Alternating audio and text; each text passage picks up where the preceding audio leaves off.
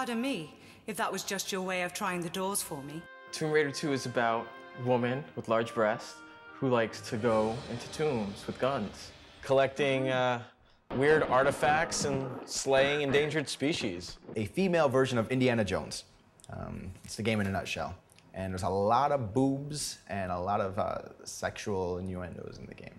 It was very successful because this was way before high-speed internet porn. It was the first game I remembered that convinced me that video games could tell a story.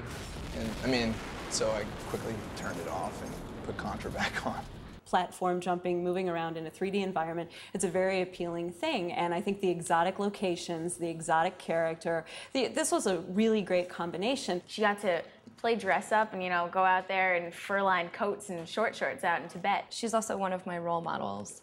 I kind of strive to be like her. I always have her in the back of my head. If you want to learn how to catch the eye of your fella, this game will show you the ways. You have a woman with very large breasts, doing incredible stunts and a lot of squatting, but it also set the bar for video games. Women were no longer captive, they were no longer princesses, they were squatting and doing things, which is an incredible achievement. Tomb Raider 2 was another first, I think, for video games. It brought together members from all these unique cultures in, pretty interesting, albeit pretty hateful ways. I feel like I hate the Chinese now and the British. Tomb Raider 2 was about this Chinese farm village that gets taken over by these warriors that have a dragon with them. The Chinese did some evil Chinese magic and in the snow. And then one of the farmers pulls this dagger out of the dragon's stomach. Then you see him go into this temple, and then something else happens. She goes to the Great Wall, she goes to Venice, she's underwater for a couple of levels, then she flies off to this Tibetan monastery, back to the Great Wall, she fights the reawakened dragon.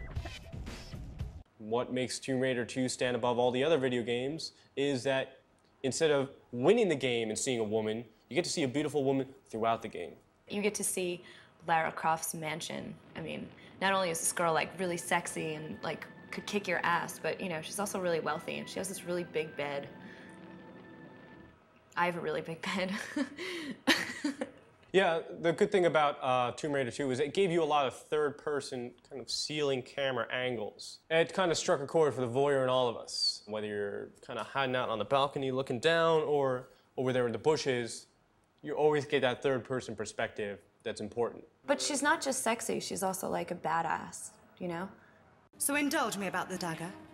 I'd be indebted with your life. Saucy, authoritative, very quick-witted, very, very smart, tough-talking chick. And I think that was kind of new, too, so. I think this definitely shattered the glass ceiling that women have been suffering under in video games. It definitely gave women a more active role, and it's told women you can pretty much, as long as you're beautiful, you can pretty much do whatever you want.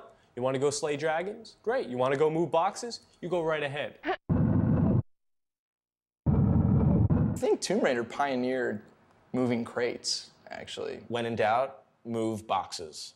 It's really more about the question of what's in these boxes. Could it be a box full of panties? Could it? First game, I think, sparked a lot of people's interest in the series itself. Here's this really interesting female character who's kind of badass. And then all of a sudden with Tomb Raider 2, they wanted to make her even a bigger character. It wasn't enough that she was tough and gorgeous and everything else in the first game, but they had to kind of pronounce everything, hence calling it Tomb Raider 2, starring Lara Croft, introducing the character as a celebrity, which, really is unusual.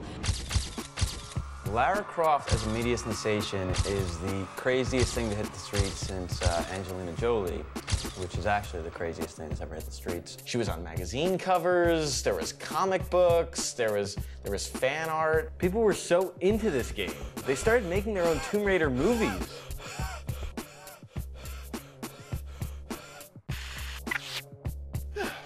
Then there was the Nude Raider patch. The Nude Raider patch was something that you could program into the game to make Lara Croft nude. So instead of her fighting in her cute little garter belt and short shorts, she would be naked, which was just Better eye candy. Oh yeah, the Nude Raider patch was an interesting, though unsurprising development. It's not really so unusual for a character who appeals to, people who are fans of comic books or fans of games to kind of say, wow, she's pretty hot. I'd love to see her naked. I mean, that's kind of a natural progression. Between the chat rooms and the message boards, the fan art, the websites, the porn. There's actually like a porn where like this woman looks just like Lara Croft, tiny waist, big boobs, nice ass, everything. And she's shooting these ninjas basically, and then they're like, oh, turn around. She starts taking off her clothes.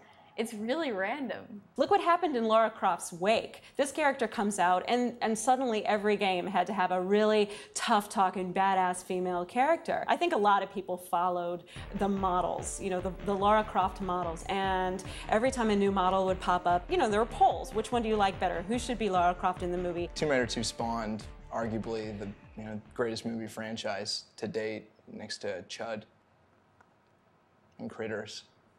Angelina Jolie is crazy. She's out of her mind, and Lara Croft really has it together.